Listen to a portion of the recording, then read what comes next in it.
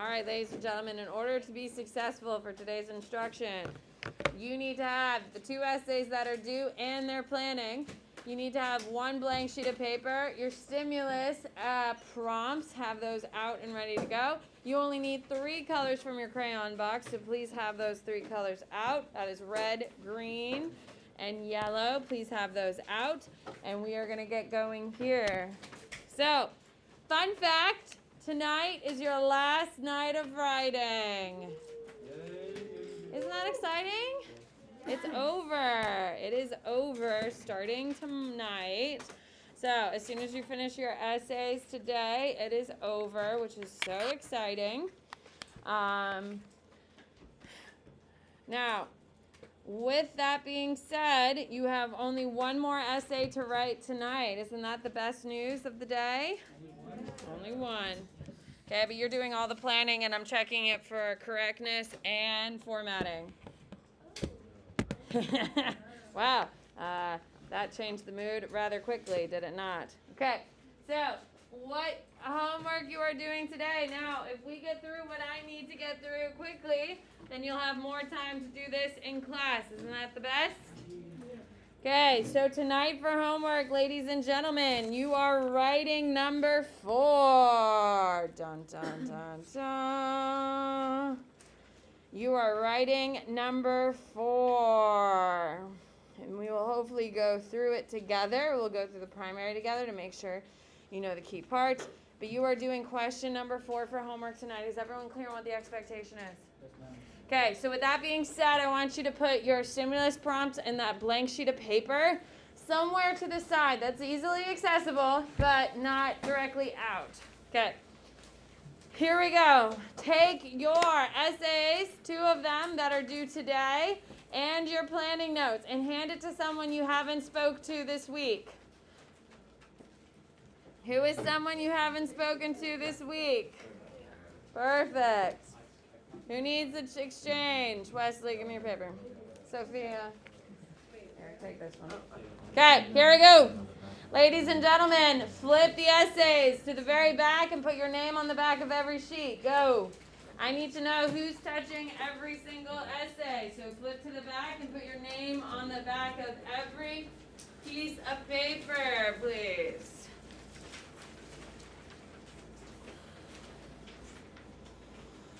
What? That's okay. Write it on the side or somewhere. Because I just need to know what paper you're touching. Okay, here we go. Oh, the air is working. Crazy. Oh, it's already a 3 degrees cooler in here. It's way better than it was, Virginia. All right, so ladies and gentlemen, we are going to look at 3. Number 3. Open up their essays to number 3, please. We planned 3 together, did we not? Okay, so what you are going to do is you're going to take only 3 colors you need. You're going to take the red. You need to be reading the answers. We've already gone over the answers together. Everyone's essay should essentially sound very similar, yes? So that's why we're just going to go through and make sure they follow the format. You're going to read their answer and underline or quickly color lightly with red their topic sentence. Green is going to be for their evidence, and yellow is for their analysis. Do part 3A now. 3A now. Go. Read. Do not just color.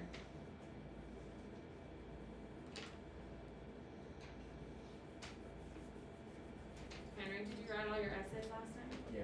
Oh, best answer, Henry. Thank you so much. How did it go? You just watched my video and did it? Oh, no, he said.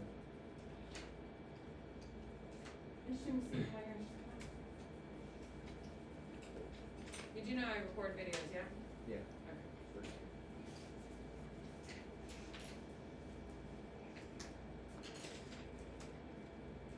You should be doing evidence. You should be just about to turn to analysis. You need to be reading their answers. Oh. There's a breeze here. Yay.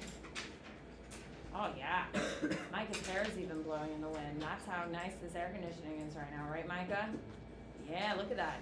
Blowing. It's gusts. Giving them some real lift and some real movement, huh, Micah? All right, ladies and gentlemen, you should be about to go on to B.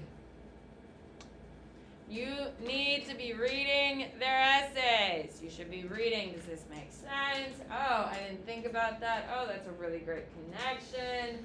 Look at that. Oh, I like how they tie these things together. Oh, I didn't think about that.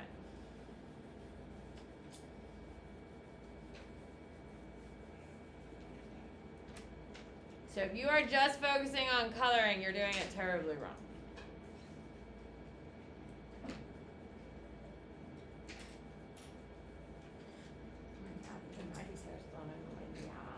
Where was this 20 minutes ago? Ladies and gentlemen, you should be right on the analysis of B. About ready to go to C.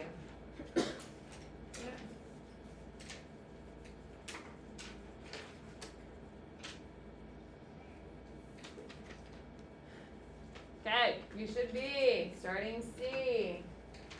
You should be starting C. That's funny. See what I did there? Wild. So I have an announcement. Tonight I'm going to win the lottery, so I won't be here tomorrow.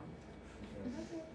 So I bought a ticket for the first time since I was like 18 years old yesterday. So I won't be here ever again because I'm winning the lottery tonight. It's only $483 million. So I'll be very happy. You sure you won't have to come back?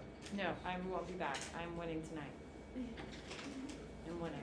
Oh my God, wouldn't it be so funny if I did win? It'd be so funny. It would be the best. It'd be the best. And I would send you positive thoughts and never think of you again. If you win, you should give us a little bit. I'd be like, hey, we're friends, right? I just had such a shit day yesterday from start to finish, and I was like, you know what? I don't wanna do this anymore. So I went and bought a lottery ticket for the first time in my life. I'm gonna win. I'm feeling pretty confident about it. Remember the soap I bought you? The what? The soap I bought. The soap you bought? No. No recollection. Alright, here we go. So ladies and gentlemen, we planned this essay together. So it should follow essentially the same format. So with that being said, if they have all three have their topic sentence, they get 5 points. If all three have evidence, they get 5 points. And if all three of them have analysis, they get 5 points for a grand total of 15 points. So at the very top, at the very top of the page, you are going to write number 3, because that's the essay we're scoring, 15 out of 15. And you're going to circle it. Is everyone clear on what's happening here? That's all we're doing. Okay. This is where things are going to get harder. Thank you very much. Okay. Flip it to 5, ladies and gentlemen. Okay. Flip it to 5. All right. So part A we did together. Part B you did alone. Yes? Okay, so with that being said, we are only going to grade A right now. Is everyone clear? Because we're going to grade B for correctness. Okay, here we go. So A, we planned it together. So you should be reading their essay to make sure it's there. But you should be doing the topic sentence, coloring green, your evidence, and then your analysis. So you're only doing A for 5. Go.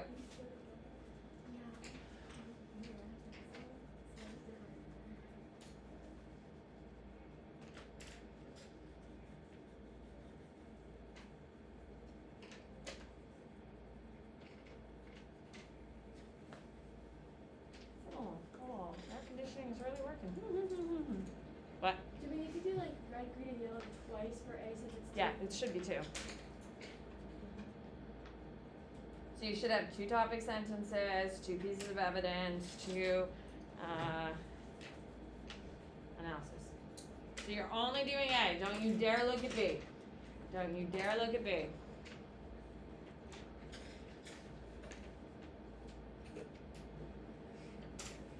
Is there 2 topics in this? It should be.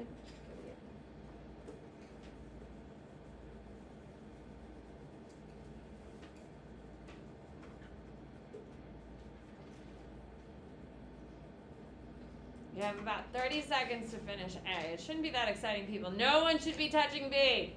This is still okay. Okay. That's fine. I would have split it Yeah, up. I accidentally did B right after A1, so then I had to do A2 right below it, because I read the questions originally. As long as it's labeled, the grader will figure it out. You got 30 seconds to finish A. Do not go to B. Do not go to B.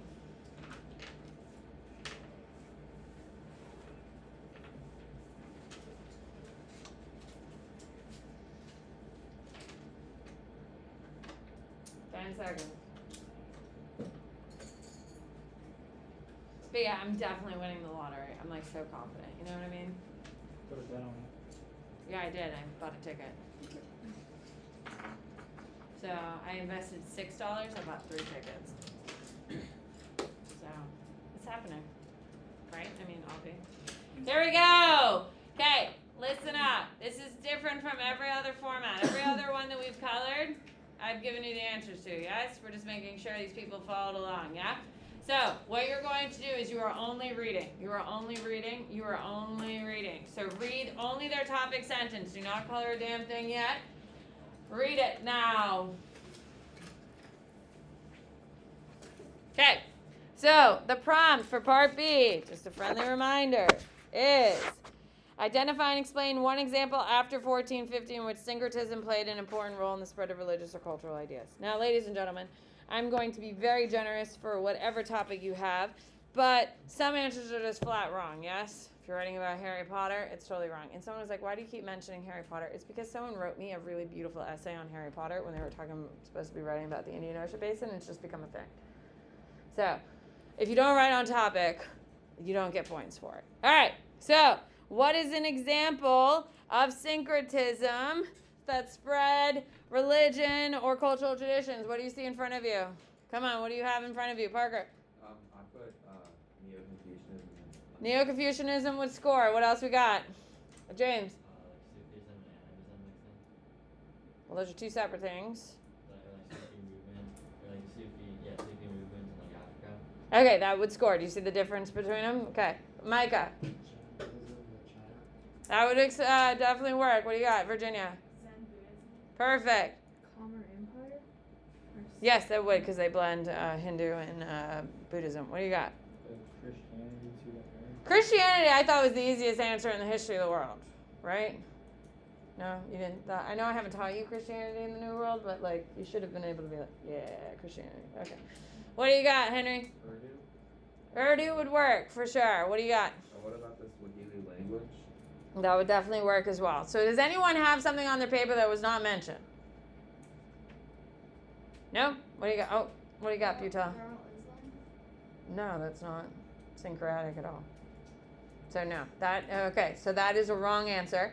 So you're going to take off -7. Now, if I was grading this harshly, it would be a 0, yes? Because if it's a wrong answer to start, this is really important because you're writing a whole essay tomorrow, due, by yourself, me not planning. So, ladies and gentlemen, if you start answering a question and your information is wrong, guess what happens? The whole thing's wrong. You can write the most beautiful essay, but if the topic is wrong, the answer is wrong. Is everyone clear on that? So I'm going to just take off 7 points for having wrong information. They can earn back 7 points by having correct formatting. Does that make sense? Because I'm trying to be kind. But essentially, that person's answer should be a 0. Is everyone clear on that? Because starting tomorrow, where tomorrow's essay, you can get a 0 and you write the whole damn thing because your answers are wrong. Okay? So, here we go. Now we're going to color in our topic sentence because we know where it is. We already read it. Perfect. Okay.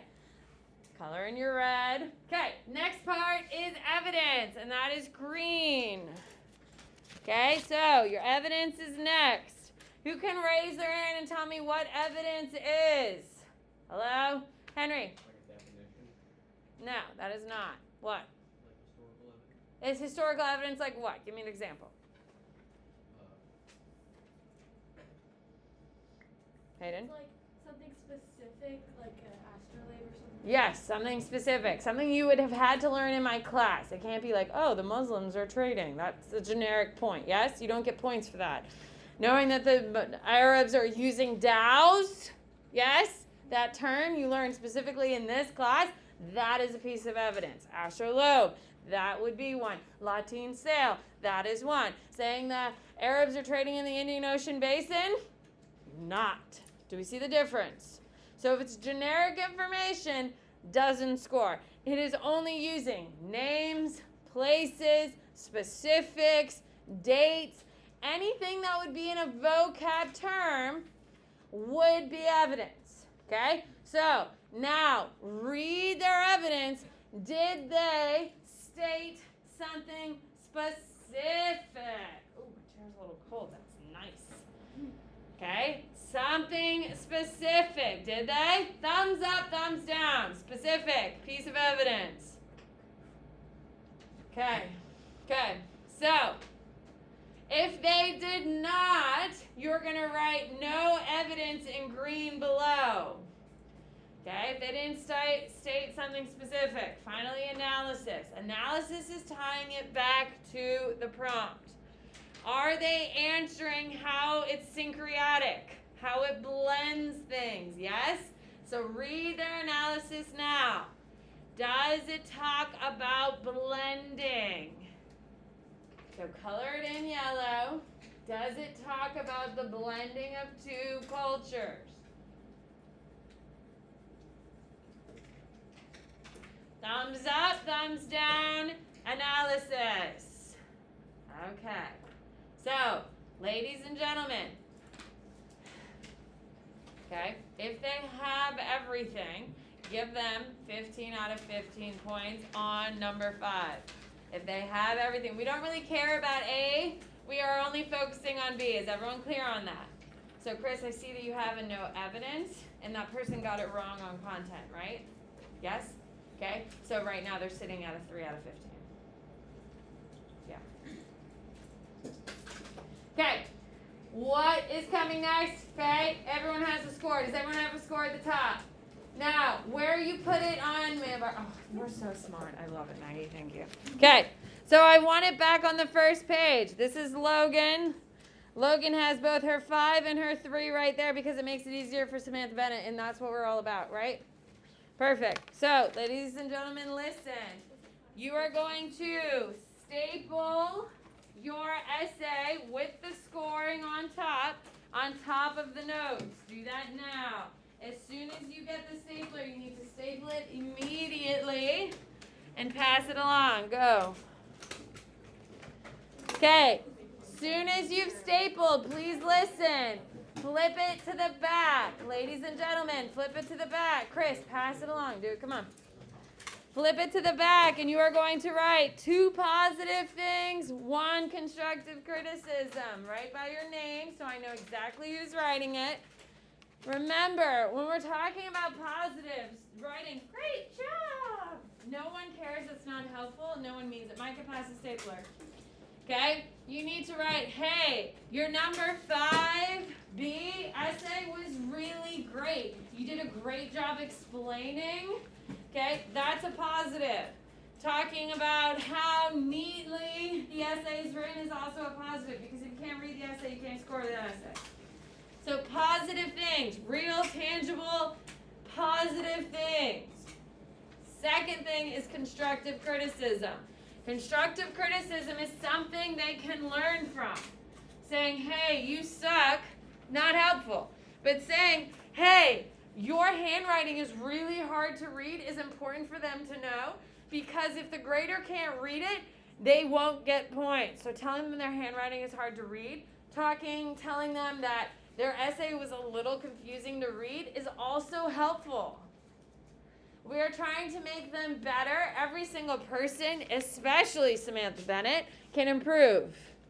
Okay? So, we are trying to help people improve. We're trying to tell them 2 positive things and 1 piece of constructive criticism. You have 10 seconds to finish writing.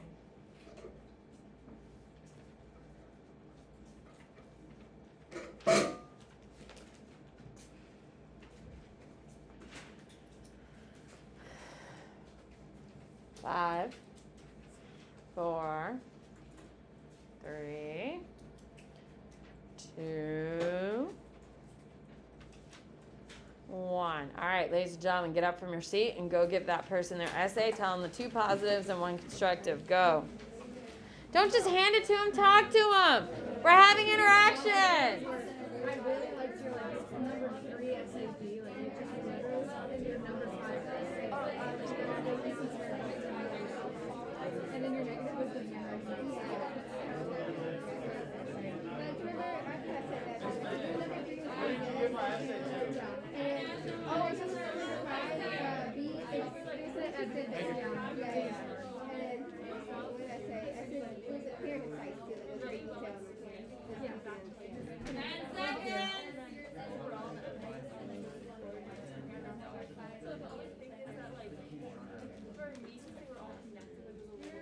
Five, 4, 3, 2, 1. Please listen up. Okay. What I would like you to do at the end of class, not right now, is when you drop off your colored pencils or crayons, you are going to put your essays in the pile. Maggie, may I steal yours? What? You don't have to hold Logan's anymore. All right. When you are done, you're going to put your essays in the very front of the room as you leave and put my stuff away. Yes? Perfect. Take out your prompts and take out that blank sheet of paper. Oh, if you have a stapler on your desk, when you drop off your stuff in the front, please bring my stapler as well. All right, here we go. Let's look at prompt number 4. 4 is the one you are writing tonight, ladies and gentlemen. Let's talk about it. Okay.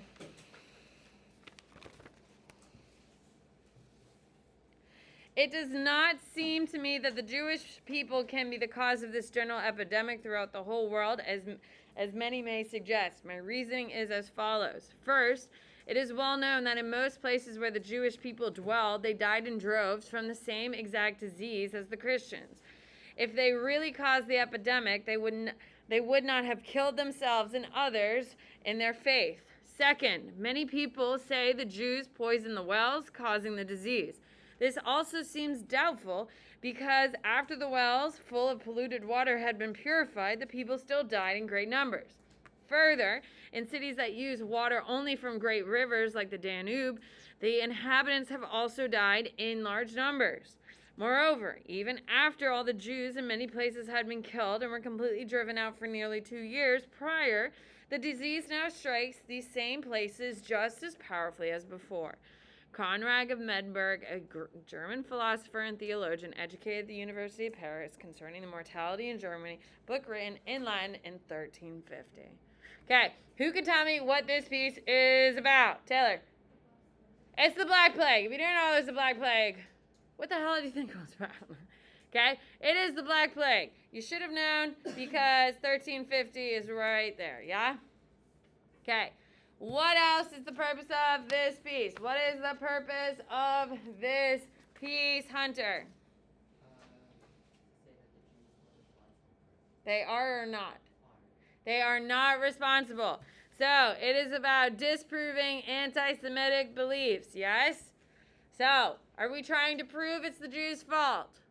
Hello? No. Okay, so here we go. Here are the questions. So we have a basic understanding of what the primary is talking about. Describe the historical situation in which Conrad of Menberg wrote this book. Ladies and gentlemen, what is the historical situation? Black Plague. It's the Black Plague. B, describe one argument that Conrad Menberg makes regarding the Jewish people that spread the disease. Okay, what is one argument? What's one argument? What do you got, Hayden? Okay, so you need to describe one of the arguments that Conrad Medberg makes regarding the Jewish people and spread the disease. Okay, you need to prove it or disprove it using this. Okay. C, describe one way in which the disease referred to in this passage influenced the development of urban areas in the period of 1350 to 1450. Okay, this one is the hardest one. C is the hardest one because of the evidence. I'm telling you this right now. If you think you nail it real quick, you don't. This is where you're going to lose the point. Okay? So, ladies and gentlemen, A, you have to describe the historical situation. Remember, everything, what is the hardest part about writing essays? Evidence. You need to make sure you have your evidence. And what makes evidence, ladies and gentlemen?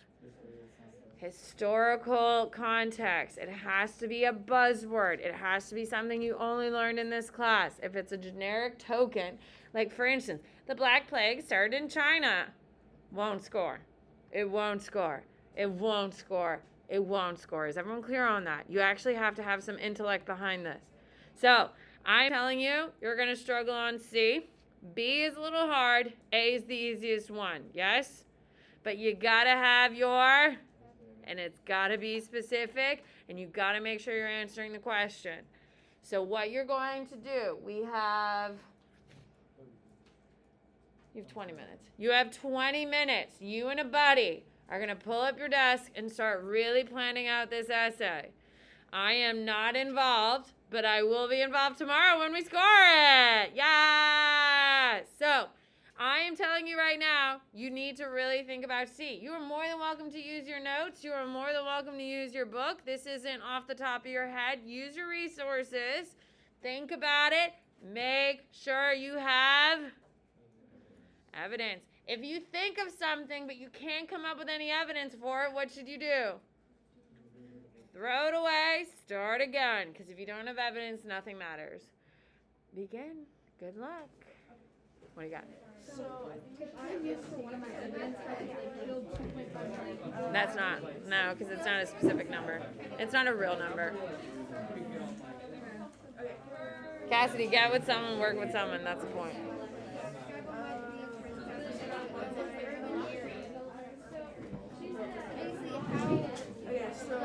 For 4A, you're still supposed to have evidence for that one too? Yep. I don't really understand how. Describe the historical situation. So evidence of the Black Plague? Yeah. Okay. Guys, everyone should be working with a partner. No one is smart enough on their own to do this at this point. It's a skill.